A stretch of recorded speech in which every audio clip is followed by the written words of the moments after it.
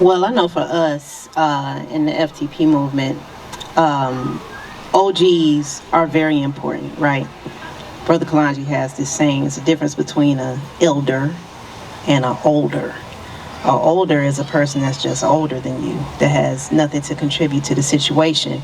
A elder is a person that's not only older than you per se, but also is may have been doing something a little bit longer than you know, and we have respect for that as well. There, to me, there is nothing more Euro-minded than thinking that you can just start and do things without any governance or guidance.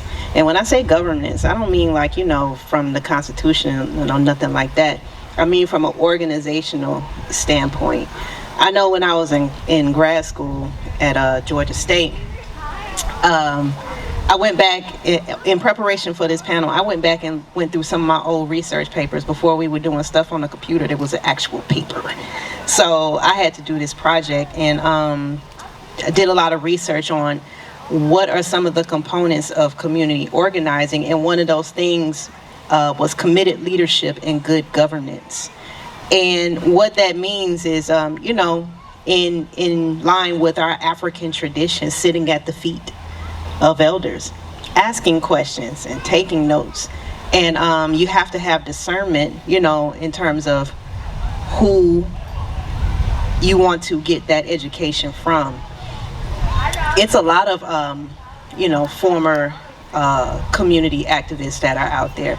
And some of them don't align with some of our principles, and that's cool, no disrespect, but it doesn't align with what we're doing. So, we align ourselves with those who share the vision and the commitment.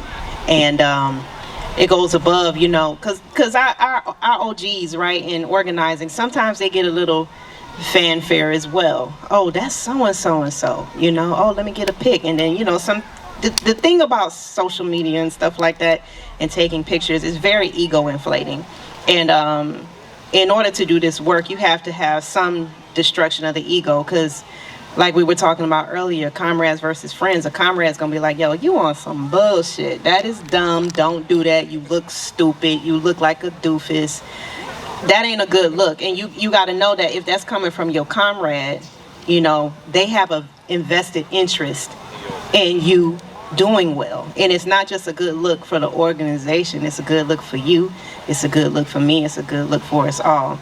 And we all benefit from it. But if you, on the flip side, are outside doing something dumb, it looks dumb on all of us. And it brings a negative light on us all. So having, governance with the elders, having leadership and guidance is very important in this work. You have to select someone who is in alignment with what it is that you're trying to do. And again, it doesn't matter if they're older. Like if I wanted to develop a skincare product, Honeysuckle Moon is not that much older than me, but she has been doing skincare work longer than I have, even if I started right now. So if I wanted to develop a product, I would go to her and be like, yo, I got some questions. Can I take some notes? Can I pick your brain? Can I put something in your Cash App for this sit down session?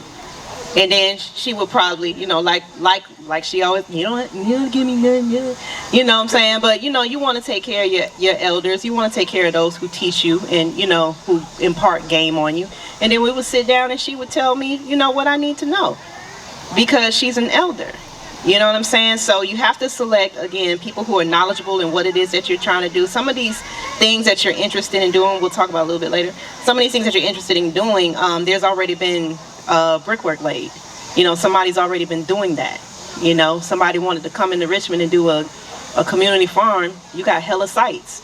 That's like coming here and trying to start that and not sitting down with Deron Chavis. Like, what we doing? You know what I'm saying? So researching and making sure people who are already, because why reinvent the wheel when the wheel is already invented? It may already be on the road. You know what I'm saying? You could do more together than you can separate. And what I've seen in today's work is it's more about the me. Look at me. Look at what I'm doing. I'm doing this.